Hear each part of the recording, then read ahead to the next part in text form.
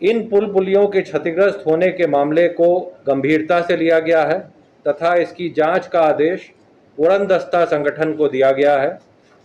उड़नदस्ता दल स्थल पर पहुंच गई है और उनके द्वारा जांच की जा रही है।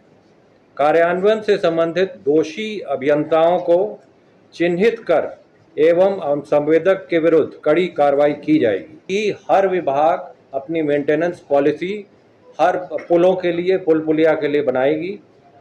पुल निर्माण निगम द्वारा पूर्व से विस्तृत मेंटेनेंस पॉलिसी निर्मित है।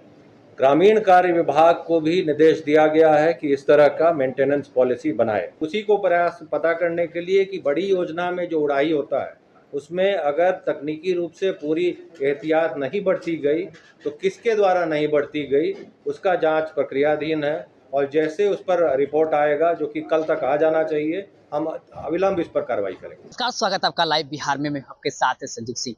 देखिए, बिहार में जिस प्रकार से लगातार पुल गिरने का मामला सामने आ रहा है, इसको लेकर के सरकार अब एक्टिव मोड में आ गई है। कल मुख्यमंत्री नीतीश कुमार ने एक बड़ी बैठक की थी और कार्रवाई करने की मांग की थी और आज फिर से सिंचाई भवन की तरफ से जो बड़ी बैठक की गई है और बैठक के बाद प्रेस कॉन्फ्रेंस किया गया और प्रेस कॉन्फ्रेंस करने के बाद साफ तौर पर चेतन प्रसाद ने कह दिए हैं कि जो भी इंजीनियर दोषी पाए जाएंगे उस पर कार्रवाई होगी और जो पुल गिरे हैं उसमें साफ तौर पे वो कह दिए हैं कि प्रथम दृष्टया जो है इंजीनियर वो दोषी पाए गए हैं और उस पर कार्रवाई भी होगी और साथ ही साथ जांच कमेटी का भी गठन किया गया है। क्या कुछ कहे चैतन्य प्रसाद लगातार बिहार में गिरे पुल को लेकर के, पहले आप उनकी पूरी बयान को सुनिए। 3 से 4 जुलाई 2024 को सिवान एवं सारण जिलों में छाड़ी गंडकी नदी पर अवस्थित 6 अदद पुल पुलिया ध्वस्त हुए हैं।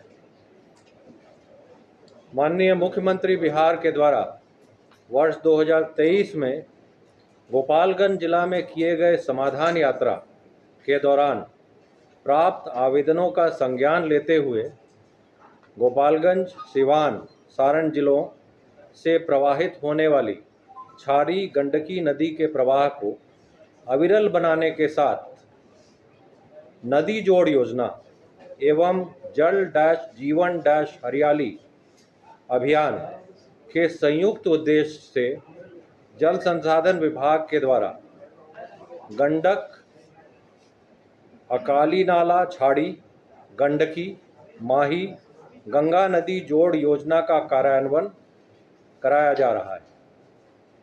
इसके अंतर्गत गंडक नदी के अधिशेष जल को छाड़ी नदी, गंडकी नदी, माही, डबरा नदी के माध्यम से गंगा नदी में प्रवाहित किया जाना है।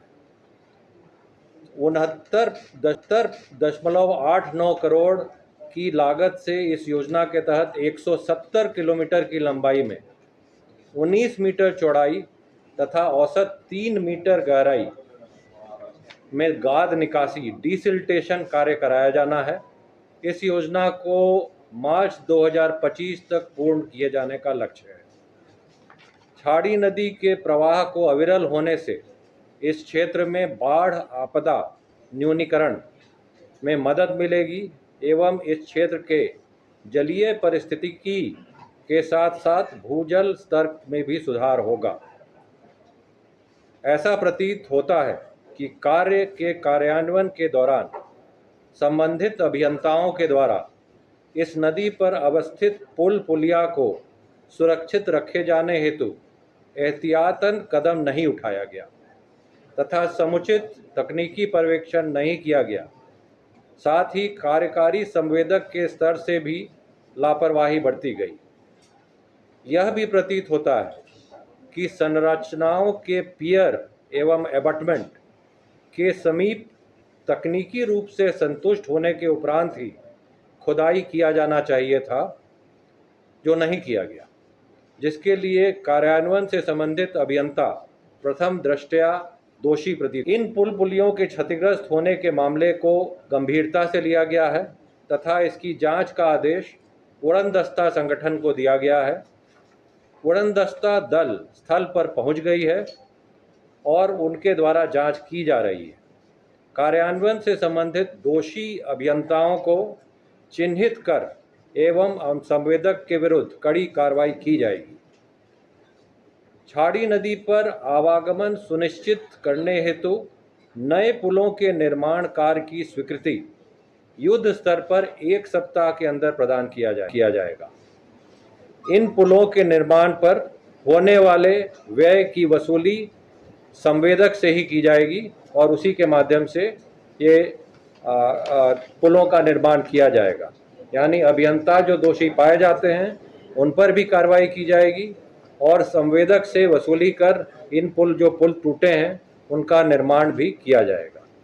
ये सारे पुल करीब 30 वर्ष या अधिक पुराने थे, ईंट के थे और नई उड़ाही के क्रम में ऐसा प्रतीत होता है चूँकि समीप के पियर एवं एबटमेंट के समीप भी उड़ाही की गई तो पियर एवं एबटमेंट का फाउंडेशन भी वीक हुआ।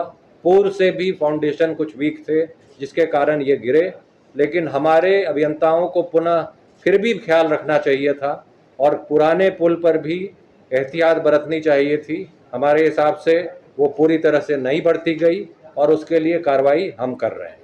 अभी जांच चल रहा है, कार्रवाई उसका प्रतिवेदन आएगा और अविलंब कार्रवाई की जाएगी। लेकिन सर ये तो आप सिर्फ सारण और सीवान जिले की बात कर रहे हैं, पुल तो आपके दूसरे इलाके हिस्सों में भी गिरे। सबसे पहले बता दूं, अररिया, मधुबनी इस सब इलाके में, किशनगंज में भी हुआ है। सबसे पहले बता दूं कि जल संसाधन विभाग के द्वारा जो कार्रवाई अभी उड़ाही की गई थी उसकी वजह से यही पुल थे, परंतु अन्य विभागों के पुल भी दूसरे जगह अवश्य गिरे हैं। जहाँ तक नदियों पर पुल जल संसाधन विभाग द्वारा नहीं बनाया जाता है, नहरों पर अवश्य बनाया जाता है। अन्य विभागों द्वारा भी जो बनाए गए हैं उसके संबंध में कल ही माननीय मुख्यमंत्री के स्तर पर भी बैठक हुई है जिसमें कई महत्वपूर्ण निर्णय लिए गए, जिसमें एक तो महत्वपूर्ण निर्णय यह भी है कि 50 मीटर से कम पूर्व से निर्धारित है कि ग्रामीण कार्य विभाग द्वारा बनाया जाएगा। 50 मीटर से अधिक पुल निर्माण निगम के द्वारा इसकी कड़ाई से पालन की जाएगी। जो प्रोसेस एवं प्रोसीजर, जो प्रक्रिया है पूरी तरह से उसका फॉलो करते हुए ही किसी का भी निर्माण किया जाएगा। यानी डिज़ाइन पर, क्वालिटी कंट्रोल पर, उसका एनओसी पर, सारे चीज़ पर ध्यान दिया जाएगा।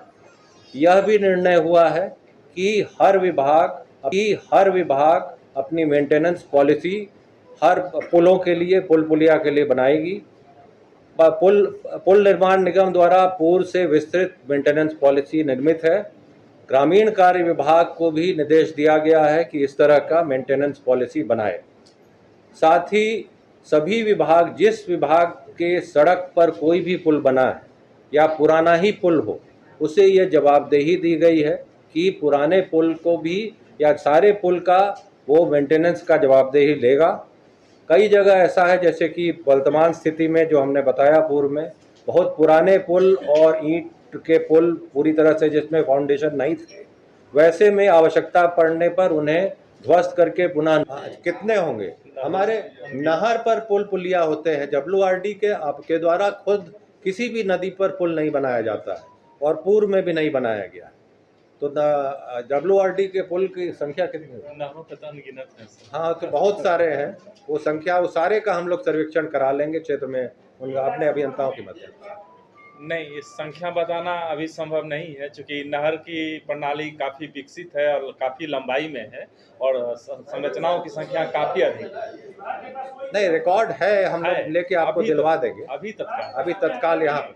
हाँ सर, आप ये मानते हैं कि जो भी सारण सीवान के इलाके में पुल पुलिया गिरी है उसके पीछे यही कारण है कि उन नदियों का फिर से उसमें से गाद निकाला गया है या और कोई दूसरे भी कारण? नहीं, यही अभी तत्काल दो कारण जो हमें दिखता है। एक तो बहुत पुराने पुल थे, जर्जर स्थिति में कई सारे पुल थे, ईंट के पुल थे और उनका हमारे पास डिटेल भी है। उनका फाउंडेशन भी ईंट का था और शायद उतनी गहराई का नहीं था जो एडिक्वेट होता है। एक तो वो कारण था। दूसरा अभी जो उड़ाही कराई गई उसके कारण उनका फाउंडेशन लूज हुआ, जिसके हमारे अनुसार जो फाउंडेशन के चारों ओर एडिक्वेट प्रोटेक्शन करते हुए ये उड़ाही होना चाहिए था, वो उसमें तकनीकी रूप से थोड़ी लापरवाही हुई है जिस पर हम लोग कार्रवाई अवश्य करेंगे। सर, आपका WRD के तो कोई मेंटेनेंस पॉलिसी अब ये सिस्टम में तो है नहीं ना? हमारे WRD का मेंटेनेंस पॉलिसी अपने नहरों के बारे में भी है, उस पर SOP भी बना हुआ है और बाढ़ के बारे में भी SOP बना हुआ है।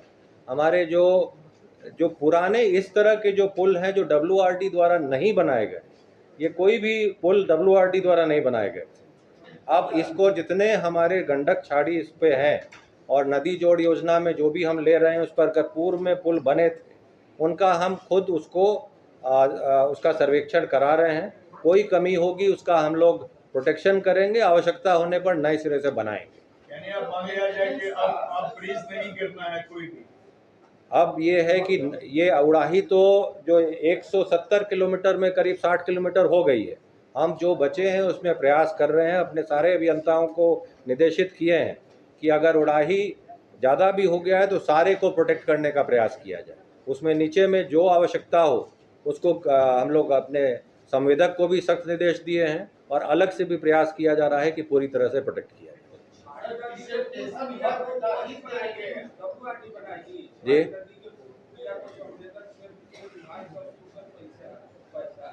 WRD बनाएगी, लेकिन इसमें जो पुल जो टूटा है उस पर जो व्यय होगा उस संवेदक से ही वसूली की जाएगी। सर, आपने जो बोला कि ये छुट्टी फॉलो नहीं हुआ तो उसमें आपका किस चीज का है? नहीं, नहर संचालन अलग है, नहर संचालन का SOP है। इस डिसिल्टेशन जो है ये बड़ी योजना थी। बड़ी योजना के लिए जो उसी को प्रयास पता करने के लिए कि बड़ी योजना में जो उड़ाही होता है उसमें अगर तकनीकी रूप से पूरी एहतियात नहीं बरती गई तो किसके द्वारा नहीं बरती गई उसका जांच प्रक्रियाधीन है और जैसे उस पर रिपोर्ट आएगा जो कि कल तक आ जाना चाहिए, हम अविलंब इस पर कार्रवाई करेंगे। 24 घंटे का आपने टाइम दिया है रिपोर्ट के। उस संवेदक से वसूली जाएगी राशि या फिर उड़ाही करने गए थे उस संवेदक से? नहीं, अभी तो जो उड़ाही करने गए थे जिनके द्वारा पूरी तरह से प्रोटेक्ट किए बिना अभी काम किया गया उसी से वसूल की जाए। सर, पूरे बिहार में जो पुलिया है क्या मेंटेनेंस पॉलिसी भी है क्या? मेंटेनेंस की पॉलिसी जैसे मैंने बताया, पुल निर्माण निगम द्वारा विस्तृत मेंटेनेंस पॉलिसी बनाई गई है। ग्रामीण कार्य विभाग को निर्देश दिया गया है कि उसके अनुरूप अपने विभाग के सारे पुलों का मेंटेनेंस पॉलिसी तुरंत बनाएगा। ये रिपोर्ट आप कितने दिन में मांग रहे हैं? मैं अपने जांच का मैं कल तक मांग रहा हूँ। 24 घंटे के अंदर? 24 घंटे के अंदर मेरी टीम वहाँ पर है क्षेत्र में और कल तक उनका रिपोर्ट आ जाएगा। उसके बाद कार्रवाई होगी, अब जिससे पैसा वसूलना होगा इससे सबसे पहले तो जो अभियंताओं पर की लापरवाही हुई है उन पर कार्रवाई होगी। उन पर क्या कार्रवाई होगी? उन पर तो जो प्रशासनिक कार्रवाई होती है, जो कड़ी कार्रवाई होती है वो होगी। पैसा आप कॉन्ट्रैक्टर से लें? जो बनना है, नया पुल बनना है, वो कॉन्ट्रैक्टर से वसूली करके ही बनेगा। हम सैंक्शन करेंगे, युद्ध स्तर पर हम 1 सप्ताह में सैंक्शन करेंगे, परंतु उसमें जो व्यय आएगा हम कॉन्ट्रैक्टर से वसूली करेंगे क्योंकि उसके द्वारा भी इसमें लापरवाही बढ़ती गई है कार्यान्वयन के दौरान। सर, बाकी बचे जो पुलिया है क्या उसका भी ऑडिट होगा? वही मैं कह रहा हूँ कि अभी जो सर्वेक्षण के लिए गंडक छारी जो योजना है, हमारे यहाँ 2 अन्य योजना नदी जोड़ की चल रही है, बेलवा मीनापुर योजना और शांतिधार योजना। उसमें जितने पुराने पुल थे उनका सर्वेक्षण किया जा रहा है और जितने नहर पर पुल हैं उनका कर रहे हैं और माननीय मुख्यमंत्री के स्तर से निर्देश सभी विभागों को दिया गया है, जितने पुराने पुल हैं उनका सर्वेक्षण अविलंब वो कर लेंगे। 15 दिनों के अंदर सभी को निर्देश दिया गया है कि सारे का सर्वेक्षण कर लिया जाए। गंडक सारी योजना है क्या? गंडक छारी योजना लगता है शुरू में आप नहीं थे। ये गंडक छारी योजना गंडक को गंगा से मिलाने के लिए नदी जोड़ योजना है, जिसमें कि माननीय मुख्यमंत्री द्वारा वर्ष 2023 में ये समाधान यात्रा के दौरान जो लोगों द्वारा बात उठाई गई थी उसके अनुसार यह निर्देश दिया गया था। इस धारा को अविरल करने का करीब 2003-04 से यह धारा रुक गई थी। अब जो योजना बन रही है 170 किलोमीटर लंबी ये चैनल बनाया जा रहा है, 19 मीटर चौड़ा, 3 मीटर गहरा और इसमें 69 करोड़ रुपए खर्च हो रहा है और ये पूरा आप अविरल पानी गोपालगंज के शहर के बगल से सीधे गंगा तक ये पानी जाएगी और एक बहुत फायदा होगा पूरे क्षेत्र। क्रियान्वयन किया गया है ये योजना कार्यान्वयन में अगर कोई लापरवाही की गई है तो उस पर कार्रवाई किया जाएगा। तो आपने सुना कि साफ तौर पे चैतन्य प्रसाद ये कहते हुए नजर आ रहे हैं कि जो भी इंजीनियर इसमें पकड़े जाएंगे उस पर कार्रवाई होगी, और हालांकि साफ तौर पे यह स्पष्ट भी कर दिए हैं कि कुछ इंजीनियर जो है वो इसमें दोषी पाए गए हैं प्रथम दृष्टिया, और उस पर कार्रवाई भी बहुत जल्द होगी और जांच कमेटी का गठन किया गया और बहुत जल्द जो है वो हर पुल पुलिया का जांच करेंगे। खास करके नहर पर जो पुल बना हुआ है जो सिंचाई विभाग के अंतर्गत आता है उसको लेकर के आज प्रेस वार्ता की गई थी, जिसके बारे में विस्तार से बताया है। आप इस सुन लेते क्या कुछ कर रहे थे। इसी तरह के तमाम खबरों के लिए देखते रहे लाइव बिहार। बहुत बहुत धन्यवाद।